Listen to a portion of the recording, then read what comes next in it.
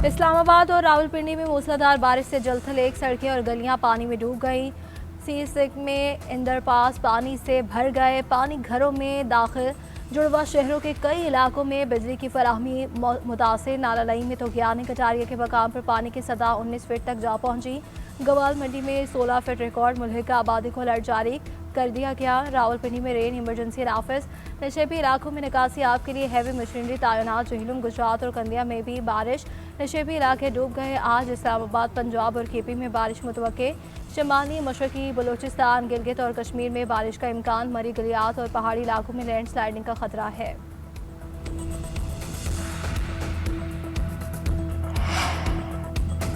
पाबंदियां आयद हुई तो खत्ते में अमरीकी कंपनियों को निशाना बनाएंगे। ईरान की धमकी। सरबराह ईरानी नेशनल सिक्योरिटी काउंसिल मोहसिन रज़ाई कहते हैं कि आपना हुर्मुज़ के जनूबी रास्ते में अमरीकी इकदाम का जवाब देंगे। इक़्तिसादी जंग में शरीक हमसाया ममालिक के खिलाफ भी इक़दाम किए जा सकते हैं। हमसाया ममालिक इक़्तिसादी जंग में शरीक हुए तो तेल बरामदी राह से निशाने पर होंगे। अमेरिका के रवैये में तब्दीली तक आपना हुर्मुज़ बंद रहेगी। वाशिंगटन को अमली इक़दाम करना होगा। सिर्फ बातचीत से मामला हल नहीं हो सकता।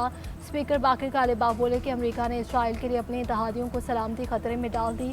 खत्ते में हकीकी अमन और सिक्योरिटी खुद मुख्तार मकामी निज़ाम से ही मुमकिन है।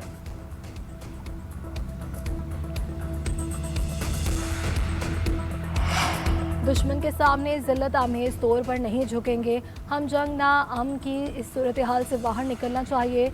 ईरानी सदर का तकरीब से खिताब। कहा कि साबिक रहबर आला ने कत्ल से कबल इसी मौक़िफ़ का इजहार किया था। मकसद के हुसूल के लिए हिकमत, तदब्बुर, दानिशमंदी और वक़ार की बुनियाद पर फैसला करना होंगे। हम ताकत के साथ लेकिन मंतक की बुनियाद पर अपने मसाइल हल कर सकते हैं।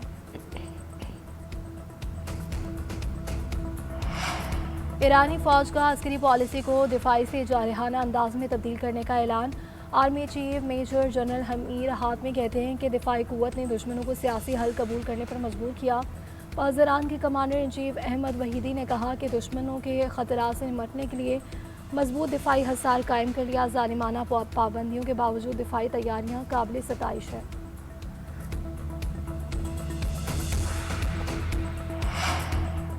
बानी पीटीआई को शिफा अस्पताल मुंतकिल न करने पर हुकूमत के खिलाफ तौहीन अदालत की दरख्वास्त दायर। दरख्वास्त में वज़ीर आज़म शहबाज शरीफ, वज़ीर कानून और वज़ीर इत्तलात, चीफ कमिश्नर इस्लामाबाद और सुप्रिटेंडेंट अडियाला जेल को फरीक बनाया गया।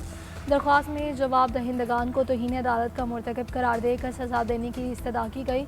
बानी पीटीआई को फौरी तौर पर शिफा अस्पताल मुंतकिल करने और इनका तिब्बी मुआयना कराने की इस्तदा भी की गई। दरख्वास्त में कहा गया है कि हुक्म पर अमल दरामद यकीनी बनाने के लिए अदालती ऑफिसर की तैनाती या लोकल कमीशन मुकर्रर किया जाए। सुप्रीम कोर्ट में दरख्वास्त सलमान हकुम राजा और उज़ैर भंडारी एडवोकेट ने दायर की।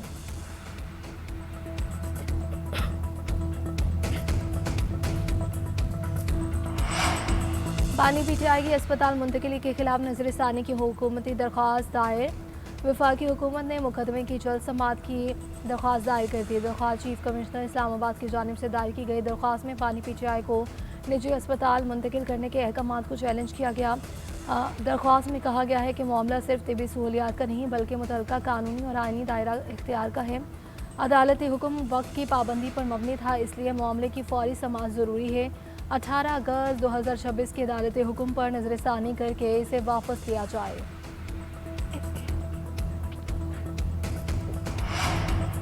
सुप्रीम कोर्ट के फैसले में कोई इबहम नहीं। हुकूमत को नजरसानी में जाने की ज़रूरत नहीं थी। सुप्रीम कोर्ट के वाज़े हुक्म पर अमल दरामद ना होना इंतहाई अफसोसनाक और बदकिस्मती है। चेयरमैन पीटीआई बैरिस्टर गौहर का कहना है कि अदालत के हुक्म पर हर हाल में अमल दरामद होना चाहिए।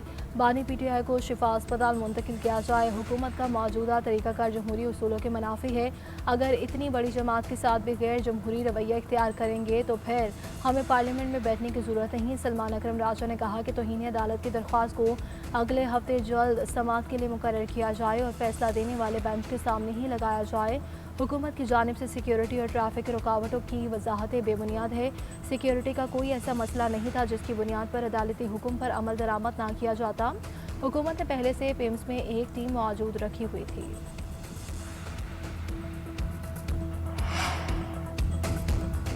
तौहीन अदालत हुक्म ने नहीं और बानी पीटीआई की फैमिली और कारकुनों ने की। अस्पताल मुंतकली के दौरान रुकावटें खड़ी की गई। सिक्योरिटी सूरत हाल पैदा की गई। शिफा के बाहर टोलियों में लोग किसने जमा किए वफाकी वज़ीर इत्तलात की न्यूज़ कॉन्फ्रेंस।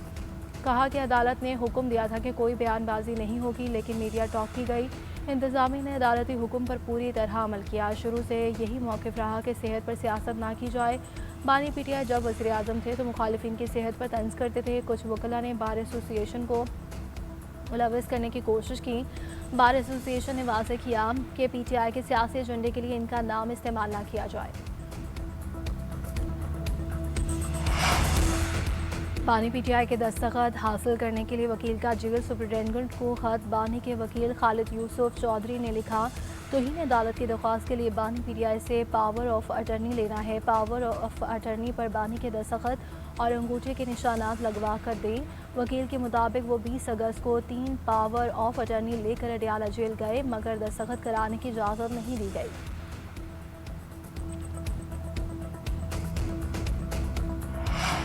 वज़ीर आज़म ने पिम्स अस्पताल में एंजियोग्राफी की सहूलत गैर फ़ाल होने पर नोटिस लेते हुए तहकीकात का हुक्म दे दिया। हक़ाइक़ जानने और ज़िम्मेदारी के तयन के लिए इंक्वायरी कमेटी कायम कर दी गई। इंक्वायरी कमेटी के सरबराह सेक्रेटरी इस्टेब्लिशमेंट डिवीज़न होंगे। कमेटी इस बात का भी तयन करेगी कि मरीजों को निजी मराकज़ पर भेजने से कितने मालियाती कारोबार का रुख निजी मराकज़ की जानिब मोड़ा गया। इस हवाले से दस्तयाब रिकॉर्ड और मुतल्लिका शवाहिद का जायज़ा लिया जाएगा। एंजियोग्राफी की सहूलत गैर फ़ाल होने का इंकशाफ बानी पीटीआई के पिम्स में मुआयने के दौरान हुआ था।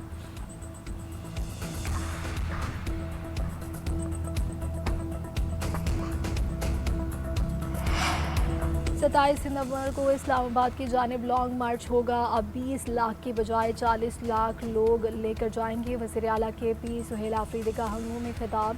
कहा कि सुप्रीम कोर्ट के फैसले के बावजूद बानी के शिफा अस्पताल में इलाज नहीं कराया गया। सुप्रीम कोर्ट के 3 जजेस के फैसले को हुकूमत ने रद्दी की टोकरी में फेंक दिया। जजेस को सोचना होगा कि हुक्मरान मुल्क को किस तरफ लेकर जा रहे हैं। जजेस इंसाफ करे, कौम इनके साथ खड़ी होगी।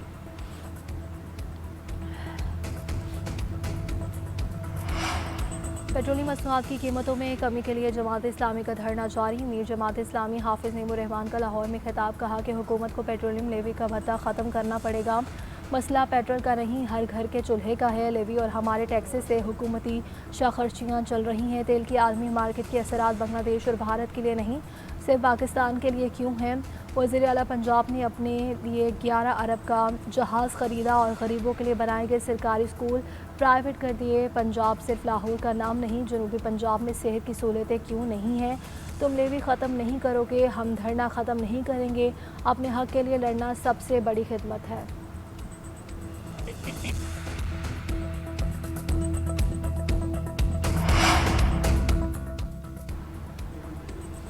फैसलाबाद के इलाके मामू कांचन में दोहरे कत्ल का आलमनाक वाक़या। दादा ने घरेलू नाचाकी पर 2 मासूम पोतों की जान ली। अहलिया और बहू ज़ख्मी। मुलजिम ने 5 साला नबील और 6 साला दिल को टोके के वार करके कत्ल कर दिया। जाँ भाग बच्चों की लाशें और ज़ख्मी अस्पताल मुंतकिल। पुलिस ने मुलजिम अता मोहम्मद को गिरफ्तार कर लिया।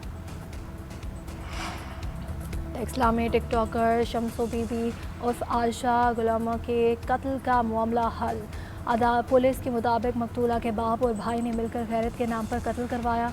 आयशा के वालिद समेत 5 मुलजिमान को गिरफ्तार कर लिया। SSP ऑपरेशन रावलपिंडी तारिक महबूब ने न्यूज़ कॉन्फ्रेंस में कहा कि टिकटॉकर के कत्ल में इसके कज़न भी मुलव्वस हैं। टिकटॉकर आयशा 14 अगस्त को फायरिंग के वाक़े में जाँ बहक हो गई थी। गाड़ी में सवार इनकी बहन और भाई ज़ख्मी हुए थे। मोटरसाइकिल पर सवार 2 हमलावर ने इनकी गाड़ी पर फायरिंग की थी और गोली आयशा की गर्दन पर लगने से मौके पर ही दम तोड़ गई थी। रावलपिंडी में 45 साला खातून का कत्ल। शौहर इसका मुलाजिम गिरफ्तार। मुलजिमान पर कत्ल को खुदकुशी का रंग देने का इल्ज़ाम। मकतूला की तशद्दुद ज़दा लाश घर के बाथरूम से मिली। मकतूला के दोनों हाथ पीछे बंधे हुए थे, मुंह पर कपड़ा था, जबकि बिजली के तार से गला दबाया गया था। सिविल लाइंस पुलिस ने मकतूला के भाई की दरख्वास्त पर मुकदमा दर्ज किया। शौहर फैसल असगर और मुलाजिम ज़ीशान से तफ्तीश जारी। आज़ाद कश्मीर में अमन अमान की सूरत हाल बरकरार। मामूलात ज़िंदगी रवा दवा। शहरियों ने मामूलात ज़िंदगी की बहाली को खुश आइन करार दे दिया। कहा कि हर शहर में सड़कों पर ट्रैफिक की रवानी बरकरार है। कारोबारी सरगर्मियाँ बेहतर हो चुकी है। पुरान माहौल के साथ खत्ता दोबारा मुआशी तरक्की की जानिब गामजन होगा। सयाहों ने भी अमन अमान और रोज़मर्रा की ज़िंदगी की बहाली पर हुकूमत का शुक्रिया अदा किया।